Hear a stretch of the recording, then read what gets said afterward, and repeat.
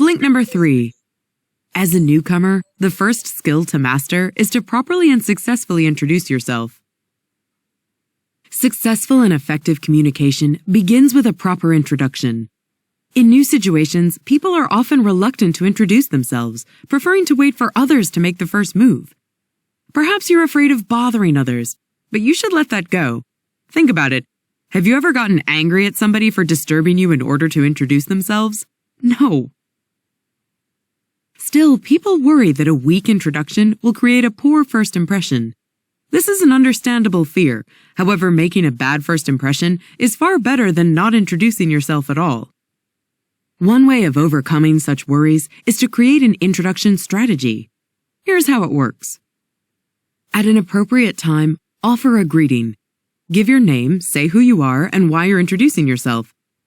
It's often wise to ask if now is a fine time to introduce yourself, thus ensuring that you're not disturbing something important.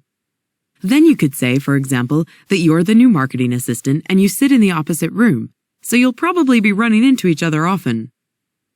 Remember to be brief, respectful, and acknowledge the prospective relationship by saying why you should know each other. Later, you can follow up your introduction with a chat, which will establish the basis of your relationship. The goal here is to learn about each other, find out what you have in common, and how you can connect in the future.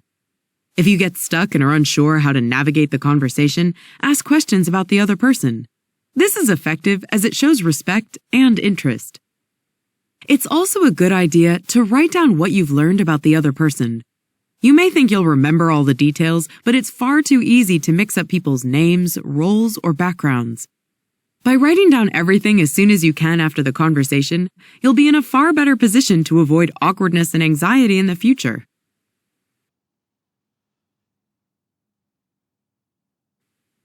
Blink number 4. Practice remembering names to show respect, to flatter others, and to make a good impression. Remembering names is crucial to social interaction. So why is it such a struggle for us to recall them? Blame it on evolution. Our prehistoric brain wasn't designed to remember names.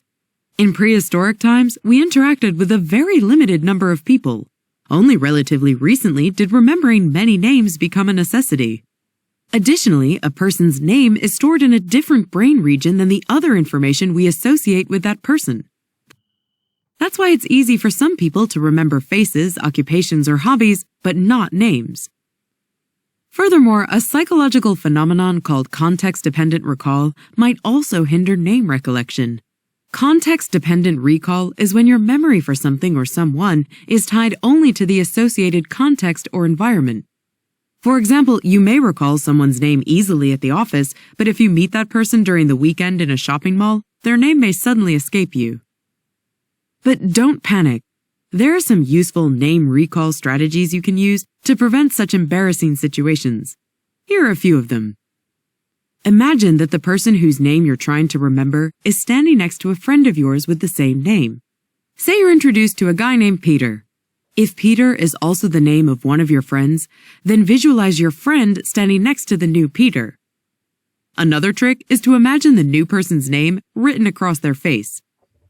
Repeating the new name during the conversation is also a good method.